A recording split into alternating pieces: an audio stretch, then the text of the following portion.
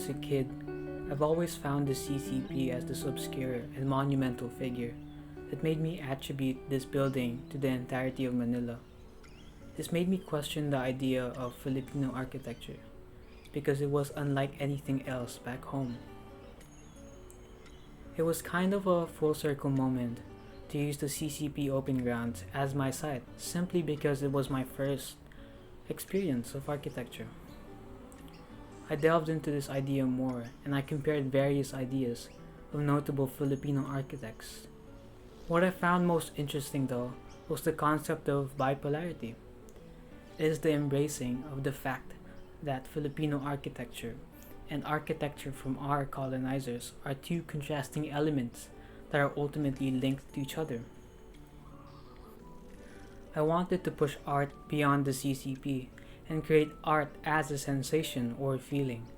And so I wanted to contrast this idea of the CCP, this brutalist, entirely closed space, juxtaposed by this rather simple, minuscule pavilion that has no walls.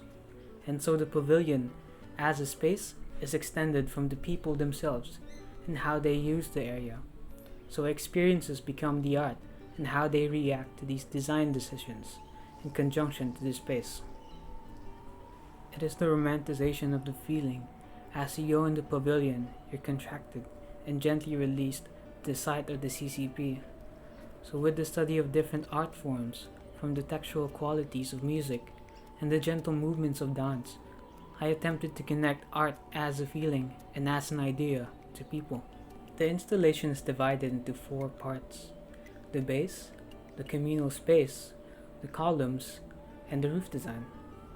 Before I realized the final form though of the pavilion, I started with the base, in which I contoured its edges based from the curvilinear shapes I've studied from contemporary dance. For the columns, I took the idea of the cantilever system, in which I added a slight slant so I could use that tension and release idea. For the skylight, I took the idea of the egg crate louvers and the giant lanterns in Pampanga, and I simplified it and constructed it in a way that it wouldn't make perforations, but rather a continuous shape. Although I wasn't happy with the way I used the space, I felt that it was kind of disconnected from the park itself.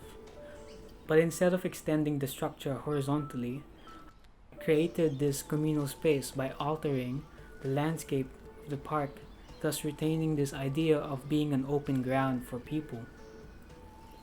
And so I followed the flow of the original base, and I used circles to embrace it. I added ramps so I could divide the circles and make it into arches. That creates these 2 entirely different ideas of interiority. The smaller arch creates something more intimate, while the larger arch connects larger groups of people while still being large enough to separate smaller groups from each other.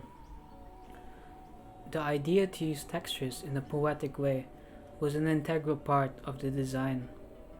I simply wanted to contrast the forms to its textures and finishes. The use of 2 finishes of plaster in the columns separate the main structure of the column to its subsidiary curves. The application of the satin finish to the concrete removes the idea of rigidness and creates something more inviting. The undulating formations of the skylight removes the idea of having a straight sloped roof, and being a skylight of its own, color changes throughout the day. This makes the structure more enclosed, engaging, and connected to people. I think I'm happy with my work. I think for someone who doesn't think about Filipino architecture too often, I think my intuition to answer the question with a substantial amount of freedom opened the idea that Filipino architecture is not found by a set of rules and standards, but the acceptance of culture itself.